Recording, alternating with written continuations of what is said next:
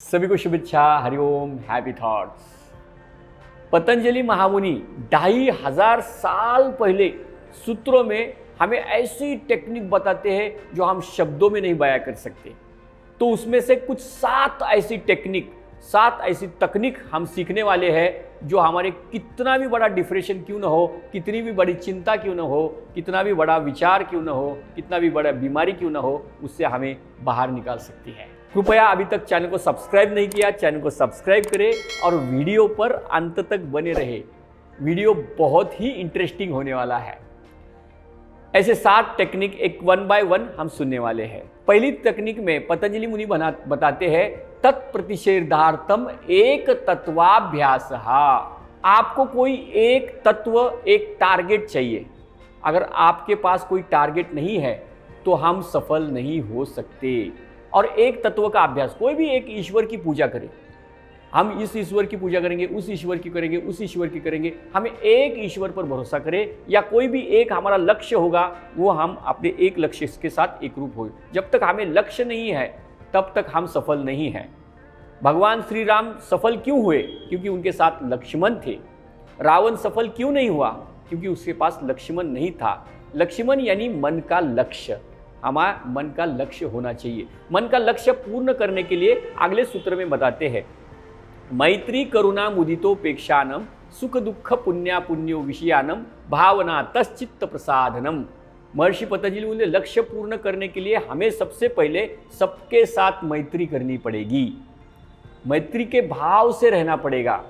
पशु पक्षियों के साथ मैत्री, प्राणियों के साथ मैत्री, पेड़ पौधों के साथ मैत्री, हमारे परिवार के लोगों के साथ मैत्री। मैत्री से प्रेम उत्पन्न होता है, निस्वार्थ प्रेम जिसमें कोई स्वार्थ नहीं है। और सबके साथ मैत्री होने के बाद जो दुर्बल है, जो सशक्त नहीं है, उनके प्रति दया भाव होना चाहिए। जो बलवान नहीं है, जिनके पास धन नहीं है उसको धन का दान दो, जिसके पास ज्ञान नहीं है उसे ज्ञान दान दो, जिसके पास स्वास्थ्य नहीं उसे स्वास्थ्य देने का अभ्यास करो। ये करना है। और पतंजलि महामुनि आगे बताते हैं कि जो हमसे श्रेष्ठ है, जो हमसे ज्ञानी है, उनकी रिस्पेक्ट करो तो ज्ञान हम में उतर सकता है।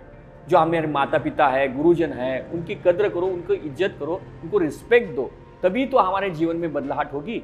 और सुख दुख लाभ हानि जय पराजय सम में पकड़ो। इस सूत्र में यह ज्ञान बताते हैं। पतंजलि मुनि अगली टेक्निक बताते हैं, प्रचरण विधारणाभ्याम वाम प्राणस्य। अगर यह आपको संभव नहीं हो रही है तो आप एक काम करो, मेडिटेशन करो। मेडिटेशन करने से क्या होगा? प्राणायाम करने से क्या होगा? दीर्घ श्वास लेना है, धीमी गति से छोड़ना है, श्वास के ऊपर हमारा ध्यान कंट्रोल होगा। और ध्यान श्वास पर कंट्रोल होते ही हमारे मन के विचार धीरे धीरे कम होने लगेंगे। क्योंकि महर्षि कहते हैं, चले वाते चले चित्तम निश्चले निश्चलम भवेद योगी स्थानित्व मापनोति तथो वायु निरोध। यानी श्वास की गति चलती है जैसे मन की गति चलती है। श्वास की गति धीमी हुई, मन की गति भी धीमी हुई। जैसे कोई नकारात्मक सूचना हमें किसी मिली कहाँ से, तो हमारी श्वास फूल जाती है टेंशन से। तो हम जब श्वास पे ऊपर कंट्रोल करेंगे, डीप ब्रीदिंग करना है, धीमी गति से छोड़ना है। सुबह 10 मिनट, दोपहर को 10 मिनट। ये करने से हमारे मन के विचार कई सारे लुप्त हो जाते हैं। ये दूसरी टेक्निक है। पतंजलि मुनि कहते हैं विशोका वा ज्योतिष्मति। ऐसे ज्योतिषमय, ऐसे दिव्य ज्योति की तरफ ध्यान दो, या त्राटक ध्यान करो। कोई एक ज्योति लेना है, हमारे सामने रखनी है, मोमबत्ती रखनी है और दिया लगाना है। धीरे धीरे त्राटक ध्यान करना है, उस दिए की तरफ ध्यान देना है, एकटक देखना है, एकाग्रता बढ़ानी है। आंखों से जब तक पानी आना आ जाए, या सूर्य त्राटक कर सकते हैं, सुबह उठकर सूर्य की तरफ देख सकते हैं जब तक आंखों से पानी न आ जाए। फिर उसके बाद हम यह भी कर सकते हैं, जैसे नाक के ऊपर कुछ लाल दाग लगाकर हम नाक की तरफ ध्यान देते, एकटक आंखों से जब तक पानी न आए, तो उससे एकाग्रता बढ़ेगी और हम अपने लक्ष्य को पूर्ण करने में सहायक रहेंगे। कितनी सुंदर टेक्निक है। महर्षि पतंजलि कहते हैं वीतराग विषयाम वाम चित्तम। अभी पतंजलि मुनि बहुत सुंदर तरीके से समझे। नहीं तो फिर क्या करो, आपको यह संभव नहीं हो रहा है। जिसके अंदर से राग द्वेष भय चिंता, कोई टेंशन पूरी तरह से खत्म हो गया है, ऐसे चित्त, ऐसे हृदय की आप याद करो। यानी कि वो सीधा सीधा बता रहे हैं कि गुरु को याद करो, गुरु की तरफ ध्यान दो।